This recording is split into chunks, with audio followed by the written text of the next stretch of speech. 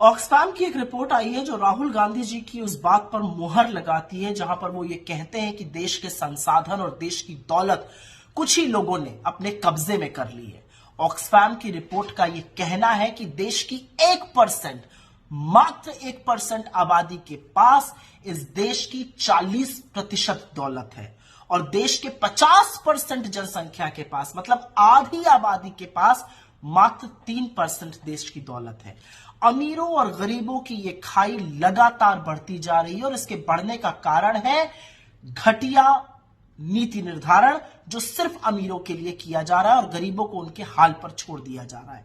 2020 में बिलियनर्स की संख्या 100 थी, 2021 में 142 हुई और 2022 में वो बढ़कर 166 हो गई। आप ये सोचिए कि इन बिलियनर्स की आय प्रतिदिन 3000 करोड़ रुपए से ज्यादा पर बढ़ रही है। इनकी आय तो इतनी है कि अगर 10 सबसे अमीर आदमियों की आय पर 5% टैक्स भी लगा दिया जाए तो सारे बच्चे वापस स्कूल जा सकते हैं। गौतम अडानी जी के लाभ पर, प्रॉफिट पर 2017 से 2021 में जो हुआ, अगर उस पर टैक्स लगा दिया जाए तो 50 लाख प्राइमरी टीचर्स को नौकरी दी जा सकती है और देश के 100 अमीर आदमियों की वेल्थ आज इतनी हो गई है कि वो देश का बजट 18 महीने तक चला सकते हैं। लेकिन बजाय गरीब को सहायता देने के गरीब की कमर तोड़ी जा रही। और ये ध्यान से सुनिएगा कैसे, क्योंकि इस देश का हर व्यक्ति टैक्स देता है। जो जीएसटी इनडायरेक्ट टैक्स होता है वो तो हर व्यक्ति दे रहा है और अमीर से अमीर, गरीब से गरीब एक ही रेट दे रहा है। जीएसटी के कुल कलेक्शन का 64%, 64% पैसा 50% आबादी से आता है जिनके पास मात्र 3% वेल्थ है।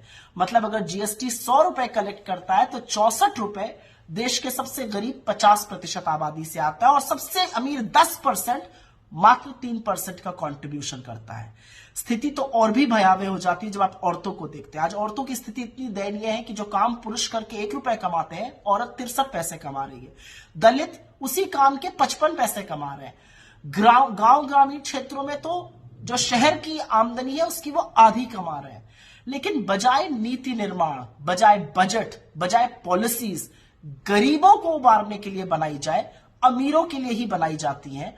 और यह शायद इस बात से प्रतिबिंबित होता है कि 23 करोड़ लोग आज इस देश में भुखमरी का और गरीबी का शिकार हैं।